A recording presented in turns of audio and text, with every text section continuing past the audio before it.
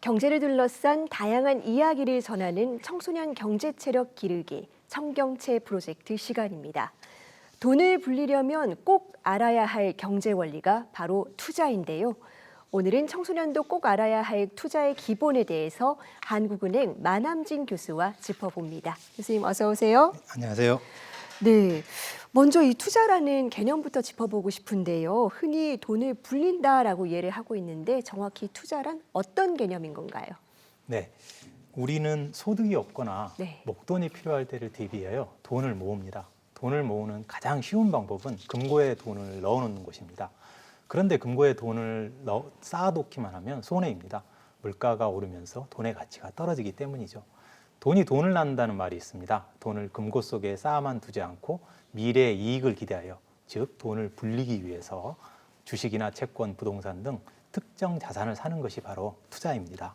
네, 우리가 또 흔히 돈을 모으려고 저축을 하잖아요. 네. 저축은 돈을 모으는 거고 투자는 뭔가를 사서 모으는 거라면 뭐 비슷한 거 아닌가요? 네, 그 저축과 투자는 둘 네. 다 돈을 불리는 방법인데 원금을 안전하게 돌려받을 수 있느냐, 그리고 이익이 미리 확정되어 있느냐, 두 가지 측면에서 다릅니다. 열심히 모은 1,000만 원을 불리고 싶은데요. 길동이는 금리가 연 2%인 1년 만기 정기예금을 들었고 1년 후에는 1,000만 원과 이자 20만 원을 안전하게 돌려받았습니다. 원금을 안전하게 돌려받을 수 있고 이익이 얼마인지 확정되어 있는 은행 예금과 같은 금융상품을 사는 것이 바로 저축입니다. 네. 반면에 길순이는 주가가 10,000원인 A회사 주식 1,000주를 샀습니다.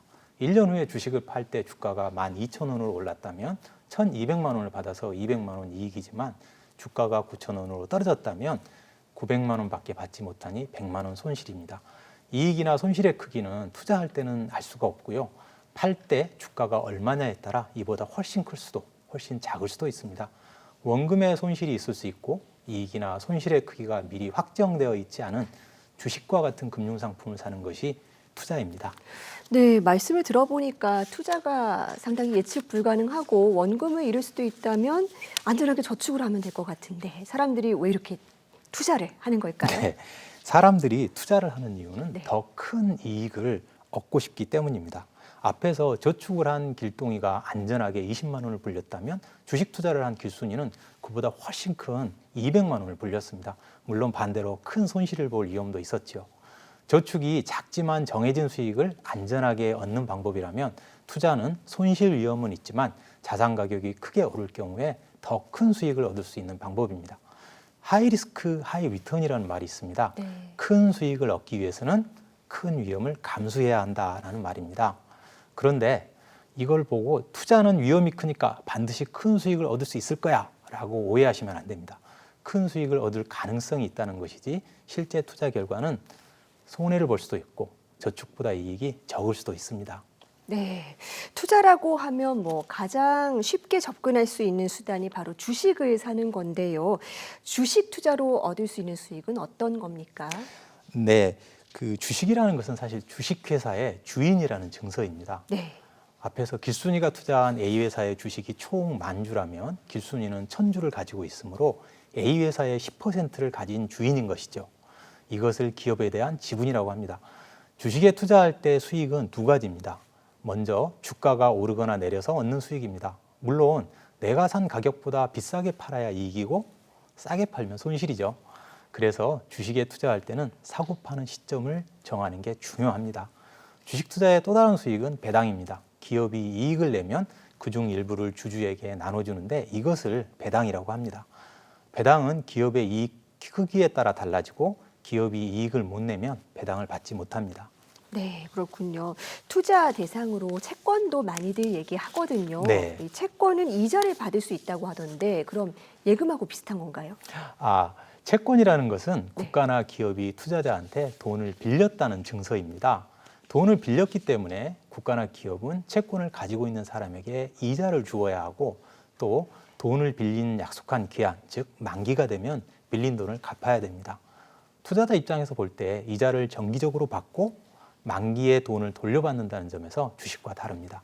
채권은 오히려 저축 상품인 예금과 비슷한데 다른 점은 만기가 되기 전에 시장에서 팔 수 있다는 것입니다. 즉 수요 공급에 의해 채권의 가격이 변한다는 것이고 사고 파는 가격 차이로 이익이나 손실을 볼 수 있습니다. 네, 사고 파는 가격 차이로 또 수익이나 손실을 볼 수도 네. 있네요. 지금 뭐 잘 알려진 투자 격언 가운데 하나가 달걀을 한 바구니에 담지 마라. 네. 그러니까 이 분산 투자의 중요성을 강조하는 말인데 분산 투자를 해야 되는 이유 뭐라고 볼 수 있을까요? 예. 예를 한번 들어보겠는데 우산을 만드는 회사와 선글라스를 만드는 회사가 있습니다. 네. 비가 오면 우산 회사 주가는 오르고 선글라스 회사 주가는 떨어질 것입니다. 해가 뜨면 아마 반대이겠죠.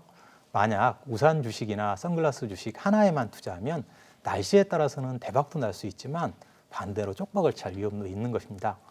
하지만 우산 주식과 선글라스 주식에 분산해서 투자하면 비가 올 때는 선글라스 주가는 떨어져도 우산 주가는 오를 것이고 해가 뜰 때는 우산 주가는 떨어져도 선글라스 주가는 오를 것입니다. 이처럼 여러 주식에 분산해서 투자를 하면 어떤 주식이 떨어질 때 다른 주식이 오를 수 있어서 한 종목에 몰아서 투자할 때보다 위험이 줄어듭니다. 주식뿐만 아니라 채권, 부동산 등 여러 가지 자산에 분산해서 투자할 수도 있습니다.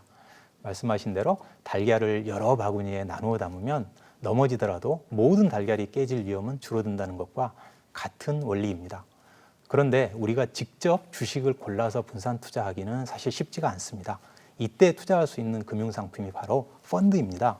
펀드는 여러 투자자의 돈을 모아 금융회사의 전문가가 대신 다양한 자산에 투자하고 그 수익을 투자자에게 나눠주는 상품입니다. 내가 직접 종목을 골라서 투자를 하는 것을 직접 투자를 하고 전문가가 대신 운용해주는 펀드에 가입하는 것을 간접 투자라고 합니다. 네, 그렇군요. 요즘은 뭐 청소년들도 투자를 해보는 경우가 뭐 있다고는 하지만 아직은 네. 뭐 자본이 많지 않은 시기이다 네. 보니까 개념을 먼저 충실히 공부해야 될 텐데요. 청소년들이 기억해두면 좋을 원칙이라든지 조언 한 가지 해주신다면요. 네, 아무리 강조해도 참 이게 부족하지 않은 게 투자는 저축하는 것보다 큰 이익을 볼 수 있지만 동시에 큰 손실을 볼 수도 있다는 점, 그 점을 꼭 기억하시기 바랍니다. 그래서 투자는 금융과 경제를 충분히 공부한 뒤에 소액으로 시작하고 손실이 나더라도 감당할 수 있는 범위 안에서 하는 것이 좋습니다. 또한 투자는 장기 여유자금으로 하는 것이 바람직합니다. 등록금이나 결혼자금처럼 곧 써야 할 돈으로 투자를 하면 자산 가격이 떨어질 때 손실을 보고 어쩔 수 없이 팔아야 하고 필요한 자금을 마련하지 못할 수 있습니다. 마지막으로 꼭 명심하실 것은 고수익에는 고위험이 따른다는 겁니다. 만약 누군가가 손실 볼 위험 없이 큰 수익을 낼 수 있다고 투자를 권유한다면 그것은 사기일 가능성이 높습니다.